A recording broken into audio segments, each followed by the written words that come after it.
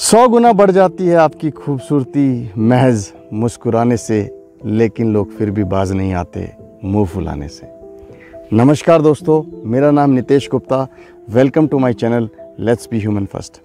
आज आपको एक ऐसी कहानी बताऊंगा जो इस चीज़ पर डिपेंड करती है कि जो लाइफ में ना हमें एक बहुत ही बोलते हैं ना, जो कीमती चीज़ भगवान ने दी है लेकिन वो फ्री में है, आपके पास भी मेरे पास भी, और वो है हंसी।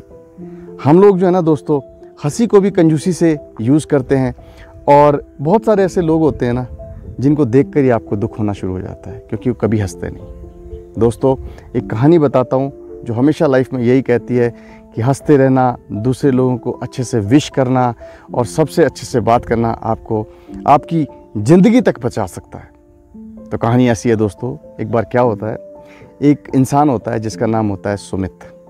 ये सुमित नाम का जो इंसान होता है, यंग लड़का होता है, बड़ा अच्छा लड़का होता है। तो ये एक ऐसी फैक्ट्री में काम किया करता था जहाँ पे बर्फ़ बनाने का मैन्युफैक्चरिंग होती थी। तो एक दिन क्या हुआ, ये बहुत सालों से वहाँ पे काम करता था और वहाँ का जो गेट कीपर था, वो गेट कीपर को ना बहुत कम लोग थे जो विश करते थे, लेकिन सुमित उसमें एक था जो उससे हमेशा विश करता था। सुबह आता था तो राम राम कहता था और जब ऑफिस से जाता था तो राम राम काका कहता था। तो ये जो ट्रेंड था ना, वो जो इंसान था, जो गेट कीपर था, बड़ा खुश होता था कि यार कोई मुझे भी जो है ना सुबह सुबह विश करता है और हंसता है, मुझे देखकर स्माइल करता है, और शाम को जाते हुए भी हंसता है, स्माइल करता है और विश करके जाता है कि राम राम काका। तो क्या होता है दोस्तों, बहुत साल गुजर जाते हैं, 4-5 साल हो जाते हैं। एक दिन क्या होता है कि त्यौहार का सीज़न होता है। अब त्यौहार का सीज़न होता है तो सभी लोगों ने जल्दी जाना होता है क्योंकि सुमित वहाँ का इंचार्ज था उस पूरी की पूरी फैक्ट्री का। तो वो क्या करता है कि वो फ्रीज़र रूम में चला जाता है। शाम का वक्त था, फ्रीज़र रूम में जब वो जाता है तो लोगों को, क्योंकि फैक्ट्री का काम था तो फेस्टिवल था, इसलिए लोग जो है अपना फेस्टिवल के लिए निकल जाते हैं। सुमित जो है अंदर काम में थोड़ा बिजी हो जाता है और सभी सोचते हैं कि सब लोग चले गए हैं। तो एक इंसान जो ताला लगाता था वो वहाँ पे ताला लगा देता है। तो ताला लगाने के बाद वो जो है चला जाता है, लेकिन गेट कीपर वहाँ पे बाहर बैठा होता है। अब क्या होता है दोस्तों, सुमित जो है ना वो फ्रीज़र के अंदर बंद हो जाता है। बड़ा सा फ्रीज़र होता है, वहाँ पे बंद हो जाता है। तो सुमित को समझ नहीं आता, भैया अब मैं क्या करूँ, क्योंकि फ्रीज़र के अंदर मोबाइल ले जाना अलाउड नहीं होता, तो उसके पास मोबाइल भी नहीं था। अब वो बड़ा ज़्यादा परेशान हो जाता है। टेम्परेचर जो है उस फ्रीज़र का डाउन होना शुरू हो जाता है। सुमित भी बिल्कुल कोमा वाली सिचुएशन में आ जाता है और अनफॉर्चुनेटली उसे ऐसा लगता है कि अब मैं सुबह तक तो मर जाऊँगा जब तक लोग आएंगे। उतने में क्या होता है दोस्तों, पीछे से ना एक लगता है कि कोई आया है, दरवाज़ा खुलने की आवाज़ आती है। तो सुमित जो है वो कोमा की सिचुएशन में होता है, उसे तो पता भी नहीं लगता कि कोई आया है। तो इमीडिएटली वो जो गेट कीपर होता है वो दरवाज़ा खोलता है, देखता है, अंदर सुमित को ढूंढता है तो सुमित एक कोने में पड़ा हुआ होता है।